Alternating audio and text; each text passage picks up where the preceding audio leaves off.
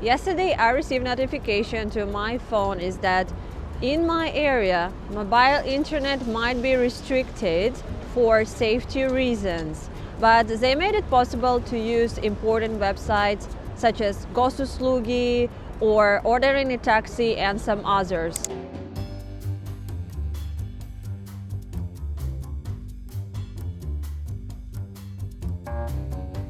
Previously, we had such restrictions only in areas near to the front lines, near to the Ukraine, but now it's coming to Moscow, and now even Moscow people can feel it.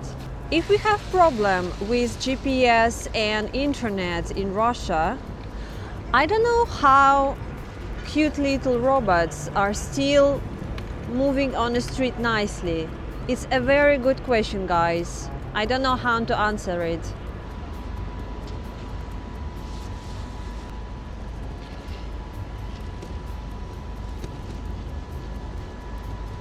Today I'm filming at the Moscow city again. A bit cold November day. They are repairing here something. Let's go and see how Moscow people lives before Russian winter. They should have started to prepare this area as they usually decorate. Do you remember? There was a giant strawberry in the summer, but they haven't started to build anything here yet.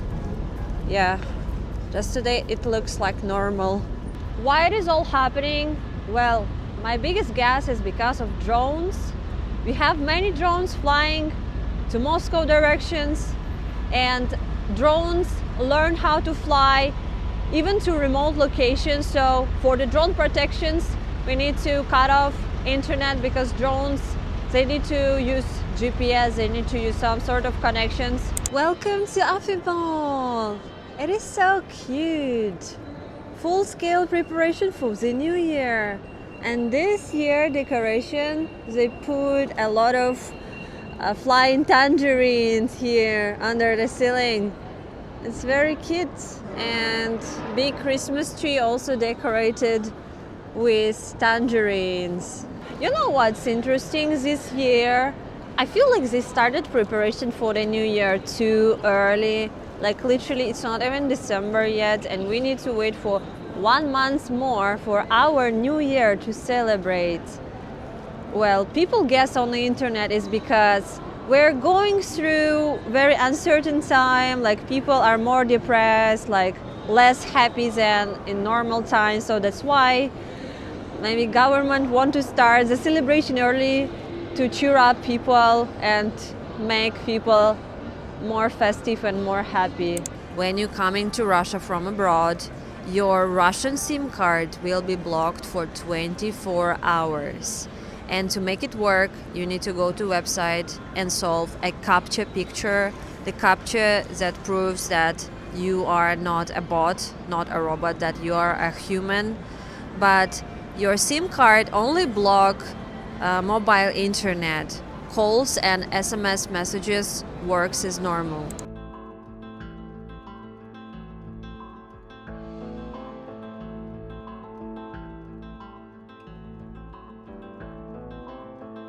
Let's guess together, guys, why it is all happening. If you have a clue, you can let me down below in the comments. But my biggest guess is because of drones again.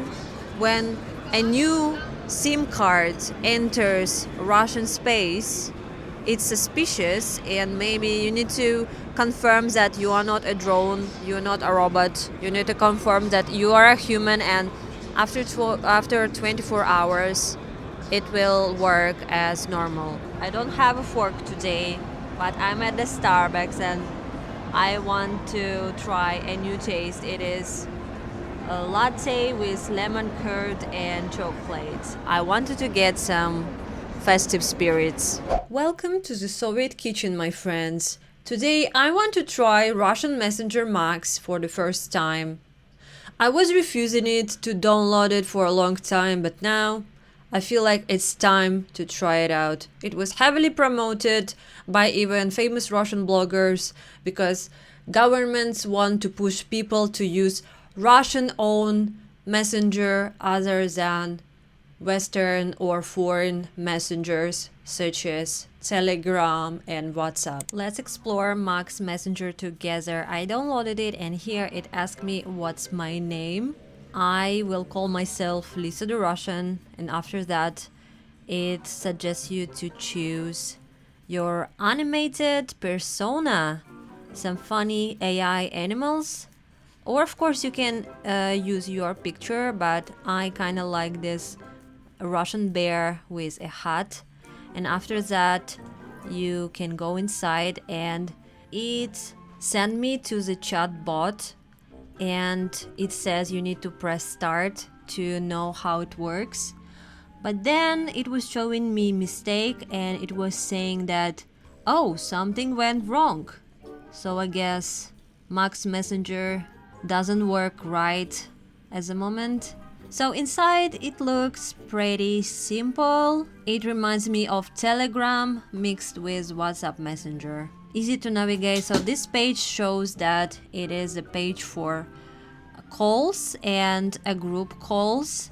And in information page, you can even add a Gososlugi website. Yeah, it's pretty official because here you can even add your documents such as passport, your tax information, and even Russian health insurance, which is interesting. Official chats such as government chats or even school chats with parents should be moved to Russian Messenger Max. So right now I try it out. Not so bad. Maybe the beginning is slow, it's not perfect, but maybe with improvement it will grow to something nice. Because when Russia created website Gososlugi, it was also working with mistakes, it was a little bit slow, but later on when they improve it a lot, actually now all people in Russia using it and it works quite efficient. It is not a new idea to use national messenger in a country because many countries create their own messengers. For instance, in South Korea they have KakaoTalk, in Japan they use Line, in Vietnam I remember there is messenger Zalo, and many others that I don't know. Now we have restrictions for calls and video calls in Telegram and WhatsApp, which is pretty bad because imagine you want to travel abroad and you need to call back to Russia to your family, for example, and you cannot do it. Usually you would call your family by internet using messengers, but now in Telegram and WhatsApp it's not possible. You need to use Yandex or Mac's Messenger. On the internet people complain about these new restrictions a lot. They say sometimes like, are we turning into North Korea? Well, not yet, but these new restrictions and new laws surprise me a lot. After receiving that message about restrictions, I didn't mention that my mobile internet didn't work, but in a few moments I mentioned that it works a bit slower, but maybe it's because these days I stayed inside in my house and I use only Wi-Fi and home internet, so I didn't mention that a lot. And thankfully our Wi-Fi works normally and fast as normal. So yeah guys, that was news from our crazy Russian internet, and Misha was going a bit crazy on the background. So if you will be visiting Russia, be prepared for some restrictions. Be prepared that you will not have a GPS in Moscow because it's still pretty much broken. Right now I'm at home, but it will show you that you are in Sheremetyevo airport. It doesn't even moving anywhere. So yeah, thank you so much guys for clicking on this one. I hope it was fun and interesting to watch. If you want to get these real vlogs from Russia, you can subscribe to my channel down below, and we will see you in the next one. Bye bye!